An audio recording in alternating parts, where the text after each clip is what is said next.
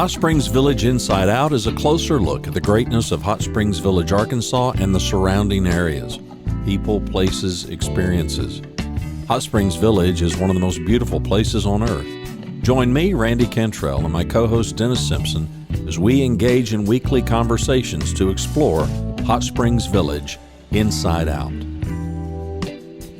Today's show is brought to you by Central Arkansas's favorite radio station, KVRE. Find them on the dial at 92.9 FM. Stream them live at kvre.com.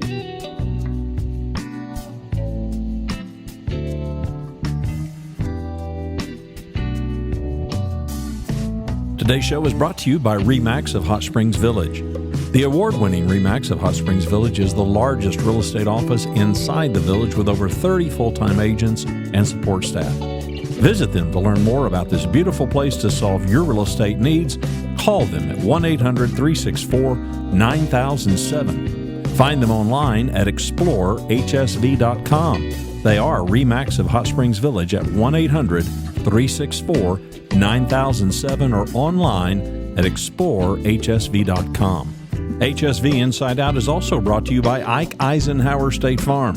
Ike and his award-winning team have been serving the insurance needs of folks all around Hot Springs Village since 1998. Ike has qualified for State Farm's President's Club, Chairman's Circle, and Hot Springs Village Insurance Agent of the Year. Call Ike Eisenhower State Farm today at 501-984-4100. That's 501-984-4100. Find them online at ikeeisenhower.net. Call them today for all your insurance needs because, like a good neighbor, Ike Eisenhower State Farm is there. There are so many things that by the age of 60 you ought to be smart enough to understand. And as a 67-year-old, the older I get, the more I realize how little I know. But I want to give you 20 things, and I might even throw in a bonus thing at the end. 20 things that by the age of 60 you ought to be smart enough to understand. Let me give you some context. Hot Springs Village is a place comprised of a whole bunch of folks that are over the age of 60. This is a village for change. This is a village for growth. This is a village for improvement. This is a village for reinventing yourself. And so if you're watching this, you have some interest in finding a place where you can do all of those things. This is a place where people can embark on a new journey, where you can take the time at this latter stage of your life to reinvent yourself. This is a place where you can make up your mind to grow.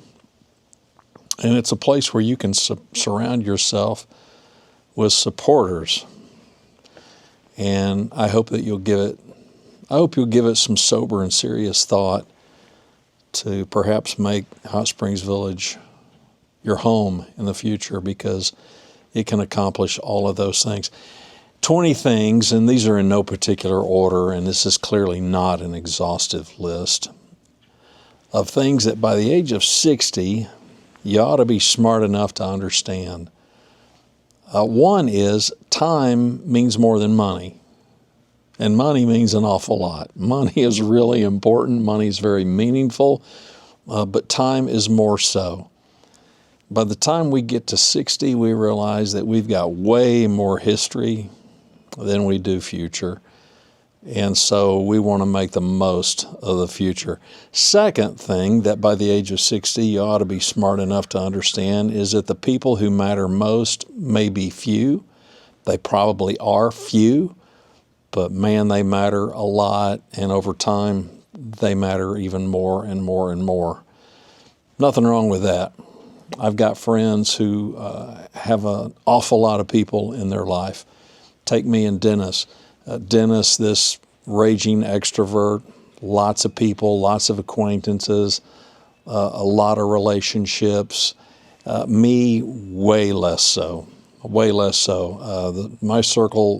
real circle of friends is ridiculously small, and I jokingly say it's shrinking all the time. And it's not shrinking because they're dying. It's shrinking because I just continue to thin the herd.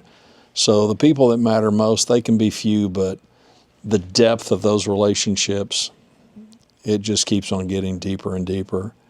Number 3, nobody else gets to vote in how you earn or spend or invest your money. It does not matter if they approve. It does not matter if they disapprove. Well, I guess unless they're paying, but they ain't paying. So drive what you want to drive, dress how you want to dress, and just don't worry about it. Number 4, the cavalry isn't going to come and save us from our past idiocy, and we've all got some past idiocy. They are not going to come and save us from our current idiocy either. We have to figure this out for ourselves. There's a caveat to this. By the age of 60, we certainly ought to be smart enough to understand that we don't have to figure it out for ourselves by ourselves. We're responsible for our own life. We have to give an account for our life and accept that responsibility, but it does not mean that we can't surround ourselves with some smart, wise people who care about us and who want our best interest. Number 5, you matter. Well, we all matter, but life isn't all about you. It is about the value that you bring to other people. So it's really easy for us to diminish ourselves, and it's also super easy for an awful lot of us to over-amplify our importance. I rather love the T.S. Eliot quote that half the problems are caused by men who are seeking to be important. I argue he got it wrong. It's way more than half. But we do all matter. Number 6, be interested in order to be interesting. One of the things that by the time you get to be 60, you realize as you've had older people in your life, you begin to survey the old folks that were in your life or are in your life, and you realize that there's some of them and you really like to be around them. And there's an awful lot of them that you really don't want to be around them because, one, they're not interested in you. They're only interested in themselves. And 2, they're just not that interesting.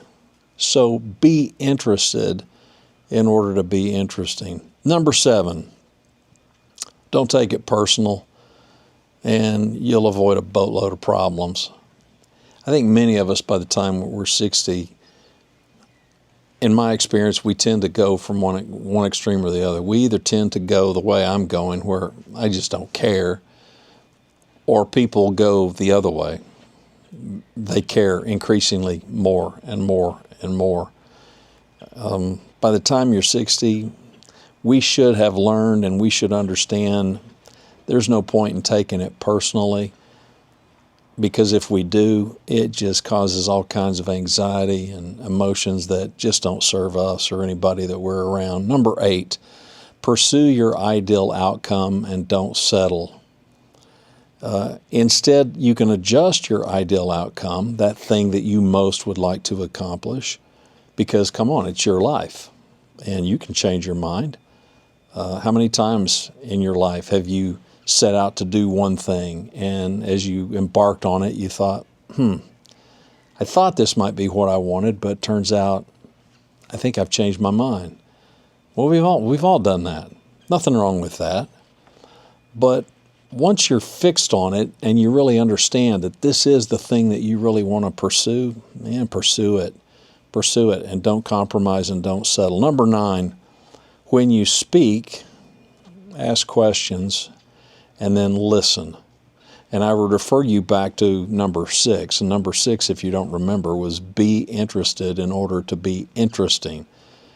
So many times old people are it's just blathering and blathering and more blathering, and it's just talking and talking and talking, and no interest in other people, no questions about what may be happening with somebody else, and certainly not enough effort put in listening to what other people may have to say.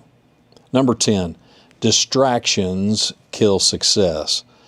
And I might add to this, a lack of focus does too. And it's real easy as we get older, I think, to lose focus. And a lot of people may chalk that up to mental acuity. There's no question that could be in play. But I think more often than not, it's just interest. It's just maintaining some curiosity and interest. It's important to start, but it's really important to finish. So we don't need to let distractions kill success. Number 11, this is true for any age, in my opinion. Especially by the age of 60, we ought to be smart enough to understand that gratitude's always the path forward. On the good days, count your blessings. On the bad days, count them even more feverishly.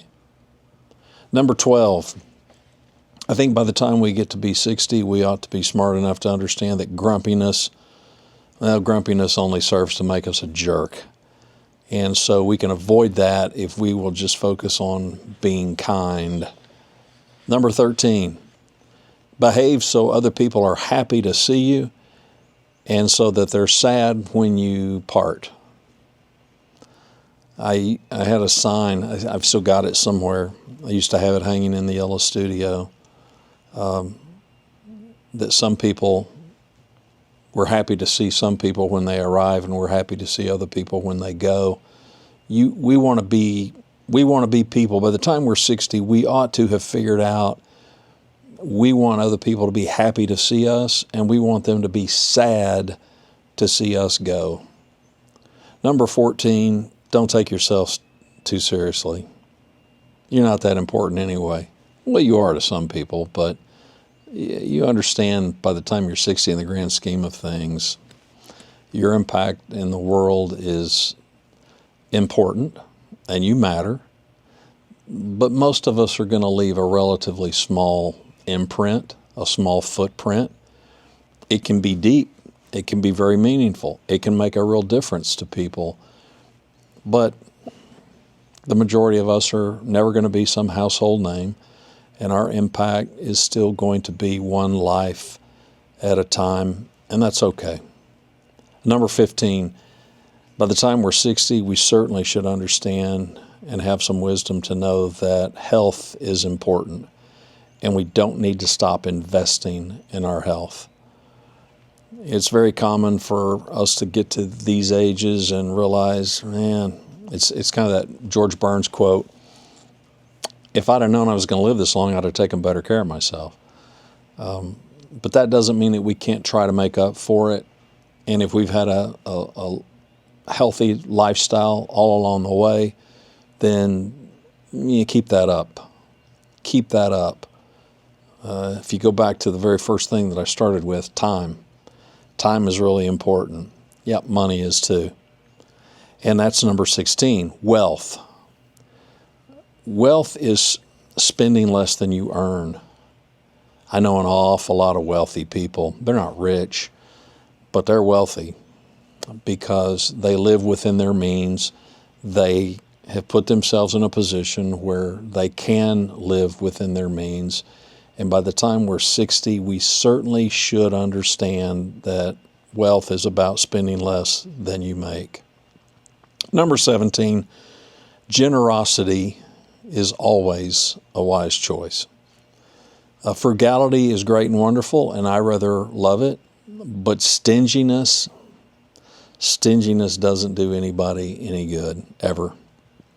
Number 18, complaining. Complaining is useless.